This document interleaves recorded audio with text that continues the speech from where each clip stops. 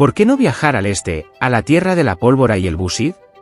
Viviremos un día de la vida de un samurái japonés, desmontaremos algunos mitos populares, conoceremos cómo vivían realmente, y por supuesto, analizaremos la película 47 Ronin, con Keanu Reeves. Conozcan a nuestro samurái, Takeshi. Corre el año 1610. Es uno de los aproximadamente 400.000 samuráis de su época, un guerrero completamente común. Takeshi sirve a su daimi cerca del castillo de Isa, ubicado en el territorio de la actual prefectura de Iga. Su tarea es sencilla hasta lo trivial, proteger el castillo de su señor. En Europa, por un trabajo así ya le habrían dado el título de simple guardia, pero estamos en Japón, y aquí Takeshi es un samurái, aunque pertenezca al escalón más bajo de su estamento. Por encima de él se encuentra el daimi, también samurái, pero ya administrador tanto del castillo como de una pequeña ciudad cercana. A disposición del daimi hay desde 100 hasta varios miles de guerreros como Takeshi. A su vez, el propio daimi, al igual que cientos de otros señores, obedece sin cuestionar al Shun, el principal samurái y gobernante de facto de Japón. En ese momento, ese título pertenece al legendario Tokugawa Ieyasu, quien puso fin a las guerras feudales y concentró todo el poder en sus manos. Existían muchos rangos intermedios, abanderados, vasallos, sirvientes, pero no profundizaremos en ellos y tomaremos un esquema simplificado. Takeshi viste una armadura ligera y porta un arco. Contrario al mito popular, no todos los samuráis llevaban armaduras pesadas y dos espadas. Eso era propio de los espadachines. Había arqueros a pie y a caballo que combatían junto a la infantería. El arte samurái del tiro con arco sigue vivo en Japón hasta hoy. Se llama KY y hasta el siglo XVI se valoraba incluso más que la esgrima. Por supuesto, Takeshi también posee la tradicional katana. De hecho, posee dos armas. Los samuráis, como clase privilegiada, tenían derecho a portar dos espadas. Además de la katana, llevaban un wakizashi, una espada corta que se usaba incluso cuando el Shun Tokugawa prohibió el porte público de armas. Esa prohibición no se aplicaba a los samuráis, ellos podían llevar dos espadas donde quisieran. Como ya habrán notado, el poder real del país estaba concentrado en manos de los samuráis. Si pensaron que eran la casta dominante del Japón de aquella época, están en lo cierto. Formalmente, Tokugawa dividió la sociedad en 4 estamentos: samuráis, campesinos, artesanos y comerciantes. Sin embargo, el mismo decreto dejaba claro el papel excepcional de los samuráis, situados por encima de todos los demás. La principal manifestación de este privilegio era el llamado derecho a matar y marcharse. Cualquier samurái, desde un noble influyente hasta nuestro guardia Takeshi, tenía derecho a ejecutar a un representante de otro estamento por falta de respeto. Un samurái ofendido podía matar a una persona en el acto, sin juicio alguno. A veces bastaba una mirada torcida. Estos casos eran tan frecuentes que no sorprendían a la gente común. Curiosamente, en el idioma ruso existe un término similar a samurái, noble. En la antigua Rus, los nobles también poseían un poder casi absoluto sobre otros estamentos. La diferencia clave era que cualquier japonés con el título de samurái era, ante todo, un guerrero profesional. Tanto un señor de alto rango como el humilde Takeshi recibían la misma educación. Desde niños escuchaban leyendas sobre grandes guerreros. Se les inculcaba la indiferencia budista hacia la muerte y se fomentaba un auténtico culto al valor, al coraje y a la obediencia absoluta al señor. Originalmente, los samuráis no eran una casta separada, en esencia, eran señores feudales. Un terrateniente rico gobernaba a miles de campesinos, pero al primer llamado de su superior se ponía la armadura, olvidaba su estatus y marchaba a la guerra. Algo muy parecido a la Europa medieval con sus vasallos, ¿no creen? Un plebeyo no podía convertirse en samurái simplemente así. Para obtener el título era necesario nacer en la familia adecuada y superar duras pruebas. Por ejemplo, al padre de Takeshi le ordenaron pasar varias noches en un cementerio para fortalecer su espíritu. También llevaba al niño a ejecuciones públicas y a inspecciones nocturnas de las cabezas cortadas de criminales. El joven samurái debía dejar su marca en ellas como prueba de que había superado esa etapa de entrenamiento. Takeshi, al igual que miles de futuros guerreros, soportó hambre, caminó descalzo sobre la nieve y trabajó días enteros sin dormir.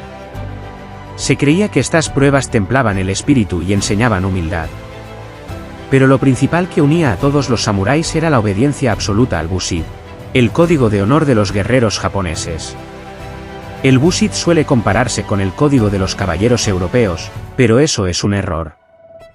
El código caballeresco era más bien tácito, y en muchos aspectos, opuesto. Por ejemplo, atacar por la espalda de forma inesperada era algo normal para un samurái, ya que lo principal era la victoria. Para un caballero europeo, eso habría sido una deshonra. Por supuesto, el Bushido se infringía. El mito de que cualquier infractor debía suicidarse es una invención. De lo contrario, los samuráis habrían desaparecido rápidamente.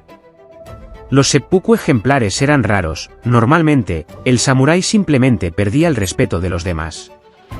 Nuestro Takeshi es un buen guerrero y no rompía las reglas.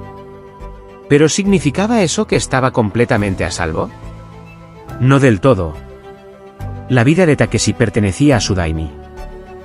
Si el señor moría y no llegaba una orden del Shun, todos los samuráis del daimi debían cometer junshi, un suicidio ritual.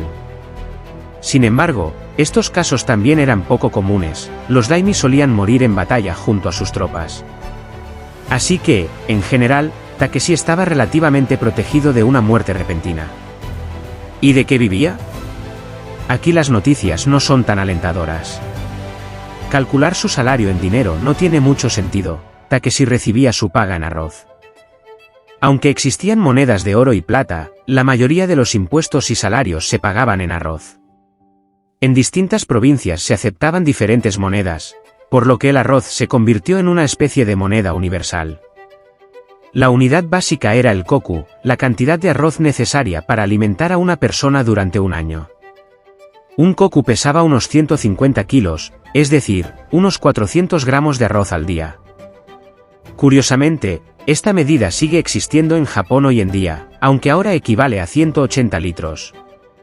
Takeshi, como soldado raso Ashigaru, recibía entre 20 y 30 koku al año. Los ingresos de un daimi podían llegar al 1.000.000 de koku, y los samuráis más afortunados que trabajaban en la administración ganaban alrededor de 100 koku. Intentemos traducir esto a dinero. Tomemos la moneda popular emitida por la casa Tokugawa, el ban. En el año 1600, un ban equivalía aproximadamente a 30 a 40 koku.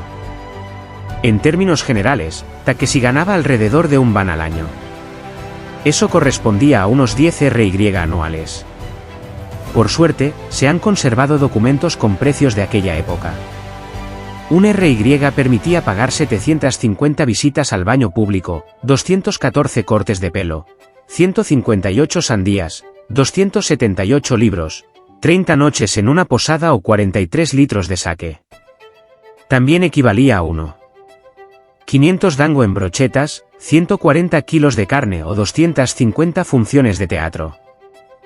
Incluso si suponemos que Takeshi ganaba la mitad, aún podía permitirse unas 150 pares de sandalias al mes. Y eso tiene sentido, aunque era de bajo rango, seguía siendo samurái. Debía entrenar al menos 4 horas al día, estar bien arreglado, limpio y oler agradable. El Bushido exigía ser un ejemplo para los demás, por lo que el cuidado personal implicaba gastos considerables. Entonces, ¿de dónde surgieron los nin que vemos en la película con Keanu Reeves? La palabra nin significa literalmente samurái sin señor, algo que contradice la esencia misma del Bushido. Se convertían en nin por diversas razones, el señor moría, se arruinaba o los liberaba del servicio. Aunque el código no lo aprobaba, la realidad rara vez seguía las normas ideales. Si Takeshi perdiera a su señor algún día, se convertiría en nin, y esa no era una vida fácil. Otros samuráis los despreciaban, a veces los envidiaban. Los nin eran perseguidos y convertidos en personajes de historias oscuras. La mayoría terminaba como mercenarios, cazadores de recompensas o incluso comerciantes. Nadie les prohibía dedicarse a los negocios. Sin embargo, muchos permanecían fieles al camino del samurái. Precisamente de eso trata la película 47 Ronin, basada en hechos reales.